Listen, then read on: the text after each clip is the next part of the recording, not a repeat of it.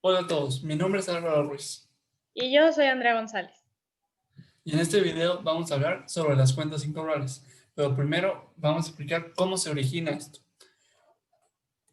Se considera que un cierto monto de cuentas incobrables forma parte de una operación comercial normal. Esto no debería desalentar a las compañías a vender sus productos a crédito, porque si las empresas dejan de vender a crédito debido al temor de tener cuentas incobrables, también se rechazan buenos clientes y buenas oportunidades de negocios. Por esto, las empresas adoptan sólidas políticas de crédito para maximizar el beneficio de este tipo de ventas. La cantidad de cuentas incobrables que se carga al gasto se puede nombrar a la cuenta como gastos de venta, ya que está directamente ligado con estas, otros gastos o gastos por cuentas incobrables. Y esa estimación es el resultado de uno de los métodos: porcentaje de ventas, porcentaje de cliente o cancelación directa, que más adelante vamos a explicar, porque primero vamos a explicar eh, ¿qué son las cuentas incobrables? Las cuentas incobrables, bueno, primero como sabemos, cuando vendemos a crédito se realiza la venta y posteriormente se hace el cobro, pero estas cuentas incobrables son aquellas cuyo saldo representa un importe del que nunca se logrará este cobro. El registro contable de las cuentas incobrables se realiza cargando los gastos de operación y se abona a una cuenta complementaria de activo que se llama estimación para cuentas incobrables. ¿Cómo se puede dar esta incobrabilidad?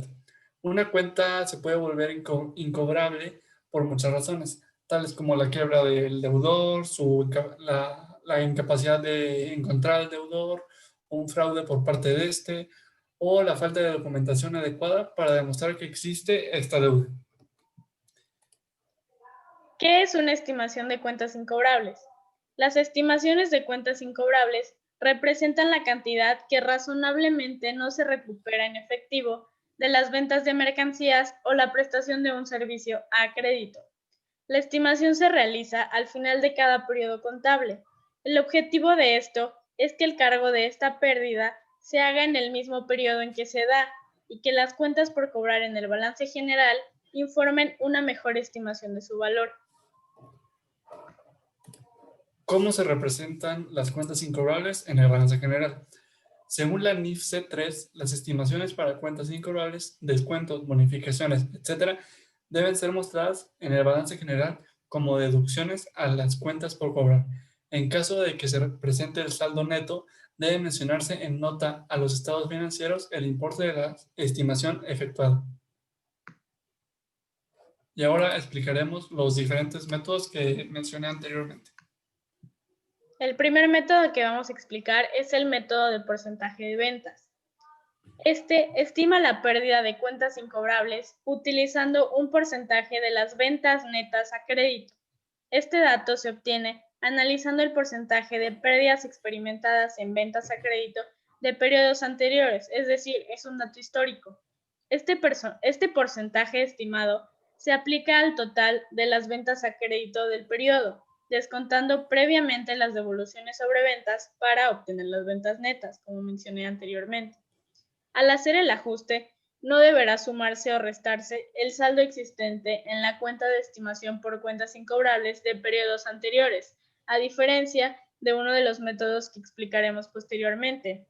Como sabemos, las ventas se registran sin IVA, por lo tanto, en este método no se toma en cuenta el IVA. Como vemos en el ejemplo del Excel que aparece en la imagen, aquí calculamos las ventas netas a crédito, primero teniendo el porcentaje que es el 60% de ventas a crédito de junio, con un valor de 588,000 pesos. A este le restamos el porcentaje de las devoluciones sobre ventas a crédito únicamente, que representa el 20% del total de las devoluciones sobre ventas, en este caso con un valor de 15,300 pesos. Al valor de las ventas a crédito le restamos las devoluciones sobre ventas a crédito y obtenemos las ventas netas de 572,700 pesos en el ejemplo. En este caso, el porcentaje de estimación para cuentas incobrables fue del 3%, que se obtiene, como mencioné anteriormente, mediante datos históricos, y para el caso del ejemplo fue el 3%. Al total de las ventas netas a crédito le aplicamos este porcentaje y así obtenemos la estimación para cuentas incobrables de este periodo, que como vemos fue de 17.181 y con base a eso se realiza el ajuste contable. Bueno, el segundo método es método de porcentaje de clientes. Este estima el importe de las pérdidas en cuentas incobrables tomando un porcentaje del saldo existente en la cuenta de clientes. Dado que el porcentaje utilizado es un estimado, probablemente no será igual al importe exacto de las cuentas incobrables del año, y esta cuenta de estimación puede tener un saldo deudor o acreedor al finalizar el periodo contable. Es por eso que con este método sí se toma en cuenta el saldo que ya existía en la cuenta de estimación por cuentas incobrables, a diferencia del método que acaba de explicar mi compañera. Cuando el saldo anterior es deudor, se le suma la estimación, y cuando el saldo anterior es acreedor, se le resta la estimación. El procedimiento en el Excel que estamos viendo es muy parecido al que explicó mi compañera. La única diferencia es que se registra la celda que está marcada con verde, ya que es la diferencia entre el saldo acreedor, perdón, entre el saldo anterior con el saldo actual de la estimación. Por último, tenemos el método de cancelación directa, que a diferencia de los anteriores no utiliza un porcentaje, sino que al comprobarse que no será pagada la factura de un cliente en específico, el monto de la factura se carga directamente al gasto de cuentas incobrables. Por tanto, esto elimina una cuenta por cobrar específica de los registros contables cuando se determina finalmente que éste es incobrable. Es importante mencionar que en contabilidad hay un principio muy importante que es el de la noción de congruencia. Este significa que los costos relacionados con la generación de ingresos se deben informar durante el mismo periodo contable que los ingresos, es decir, los gastos al mismo tiempo que los ingresos. Dado que la empresa puede intentar cobrar el dinero adeudado durante varios meses. Un ejemplo, un cliente no nos pudo pagar porque su empresa tuvo una inundación y después tiene el dinero para hacerlo, nos lo puede pagar.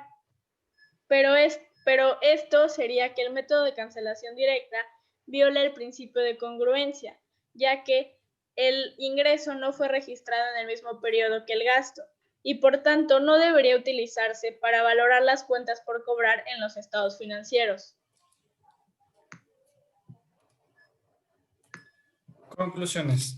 Creo que las empresas que realizan este procedimiento hacen bien, ya que como hemos visto en este video, si no existieran las ventas a crédito, se perderían grandes oportunidades de negocios, pero estas oportunidades tienen el riesgo que ya conocemos como incobrabilidad.